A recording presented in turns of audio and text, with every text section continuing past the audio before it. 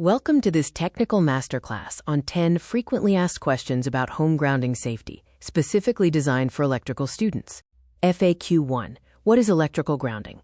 Grounding connects the electrical system to the earth, limiting high voltage. It directs lightning and power surges safely into the ground, protecting your property. FAQ 2. What is the difference between grounding and bonding? Grounding is the earth connection that limits lightning strikes and stabilizes voltage. Bonding is a metal-to-metal connection that creates a fault current path and trips the circuit breaker. FAQ 3. Why do older homes lack grounding? Old building codes only required 2 wires, a hot wire for power and a neutral wire to return power. Builders installed two-prong outlets that lack a dedicated safety ground wire. FAQ 4. What are the warning signs of bad grounding? They include flickering lights in the living room, tripping GFCI outlets in the bathroom, shocks from metal appliances in the kitchen, and burning smells or scorch marks in the basement. FAQ 5. How do I test if an outlet is grounded? Visual inspection fails, so you must test the outlet. A plug-in tester reads the wiring status. LED lights indicate correct wiring, open grounds, or reversed polarity. A multimeter verifies the exact voltage. FAQ 6. Does a 3-prong outlet guarantee a ground? No. Many improperly replace old outlets by installing 3-prong outlets on 2-wire circuits. This creates a dangerous open ground, making the 3rd prong useless. FAQ 7. Can I fix an ungrounded outlet without rewiring?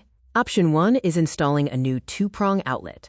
Option 2 is installing a GFCI outlet with a no equipment ground sticker. The best choice is option 3, running a new ground wire to the panel.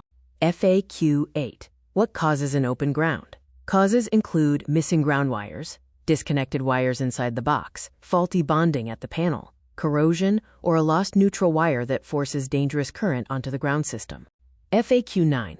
How deep must a ground rod go? NEC Article 250 requires strict physical contact. The rod must measure at least 8 feet, and the entire length must contact the soil. You must drive it flush with the ground. FAQ 10.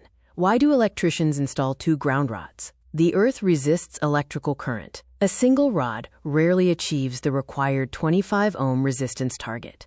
Electricians install a supplemental rod 6 feet apart and connect them with a bonding jumper. FAQ 11. How does grounding affect surge protection?